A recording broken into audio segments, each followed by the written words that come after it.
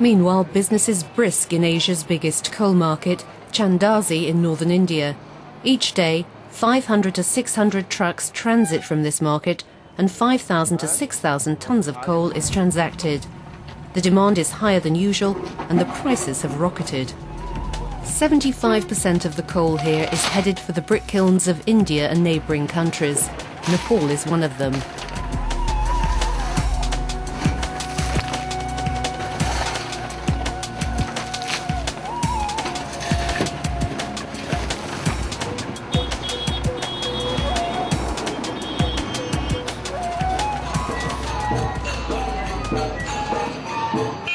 In Kathmandu, everything from the old town to the airport is made of bricks. The Nepalese like the colour red. Here too, urbanization and construction are on a fast track. The 15-year-old conflict between the government and the Maoists has pushed people to take refuge in the safety of the capital. But the pollution from the brick kilns suffocates the city, making breathing unbearable for the 5 million inhabitants of the Kathmandu Valley. Up to now, environment hasn't been a priority in this country, but the Nepalese are starting to rally against the kilns. It is a valley surrounded by hills on all the sides. These brick kilns, which are say around 113 numbers, they are using the agriculture soil within the valley, and then they are emitting all these gases into the valley atmosphere. And due to temperature inversion, not much of this air pollution is able to go out of the valley. So brick kilns are also probably almost the largest contributor of air pollution in the valley, apart from transport. This is a vertical shaft brick kiln, a technology which has originated in China. Whereas in a bull's trench kiln the fire moves and has to be fed constantly for several days, in a VSBK the bricks are loaded on top and moved slowly down to the fire in the centre before they're unloaded at the bottom. It consumes 40% less coal than the bull's trench kiln and therefore emits less CO2. In 1996, the Swiss Agency for Development and Cooperation, seeing the disastrous environmental impact of the industry, launched a programme to transfer the technology to India and other Asian countries. Today there are 100 VSBKs in India and 6 in Nepal, but it wasn't easy to win the kiln owners over. We managed to increase the performance by 30 to 40%. And it's only when we finally proved to various professional associations in India that money could be saved, that the whole thing was not only possible but also economically feasible, that we could start a dialogue on social issues, particularly women's and child labour.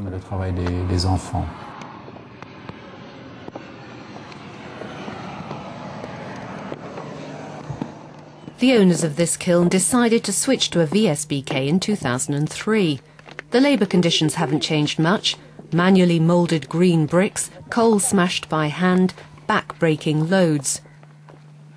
Lakshmi Mahajan, the owner's son, says the business has been profitable. Now they're hoping to venture into carbon trading. And above all, they have no problems with the community living around the kiln. One of the biggest advantages is that we feel very free to say that I am a kiln owner or I am a son of kiln owner or something like that. Because by heart we are free, we are like at pleasure because of the pollution factor that we are reducing and saying to the society, giving the message to the society that we also care for them. There is awareness among the brick entrepreneurs that their industries will not last forever. They will have to change to a cleaner production technology, be it a VSBK or maybe even another technology like the tunnel kilns, which is a possibility. But that still takes time. I mean, a lot of factories had to be closed, had to be moved because of the urban pressure which is coming up around the kilns. Lalitpur in the Kathmandu Valley. The Bull's Trench kilns have surrounded this village of 12,000 people and the chimneys spew their black smoke relentlessly. Rajendra Mahajan is the owner of one of these kilns. He's been in the brick industry for 15 years. When he's asked if he'll switch to a VSBK, his answer is categorical. So when I saw the tone of the brick, VSBK brick, I don't like the tone of the VSBK, so I have back from the VSBK. And the color and size is okay, but I think the tone is little bit bad. So this is the sound you Yes, yes. Why? Because this is a metallic tone, yeah, which the brick most necessary thing. And this is the VSBK brick sound he doesn't like. Good quality.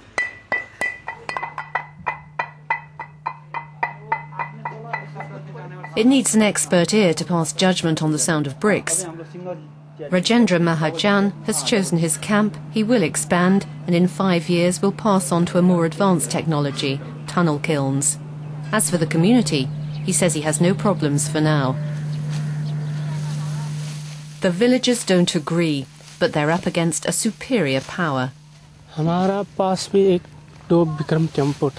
I used to own three-wheeled taxis. I got rid of them because they cause pollution. But these kilns are 9 times more polluting than those taxis. So they should also be removed from here. Wherever these kilns go, they damage the land. Consistent digging has turned this into a lowland. They turn one patch of land into 2-3 pieces. And on top of that, they don't give you the money they owe you. They only think of their own interests. They destroy our land. The villagers have appealed to the government, but so far there hasn't been a response. No surprise there for Kedar Kadka, a journalist and sociologist who now heads an NGO. Government has to take initiatives. Government is not effective. The impunity in this country in the last 15 years has been big. And the cartelling people or these manufacturers, they are very much effective, buying the signature of the government officials. Even they can buy the CDO signatures. They can use the local hooligans. They are very much united because it's a money-making factory. It's a good money profit-making factory, and there is no regulatory body effective in the districts. So that is the main reasons. The people are ineffective, and the factory manufacturers are effective in this case.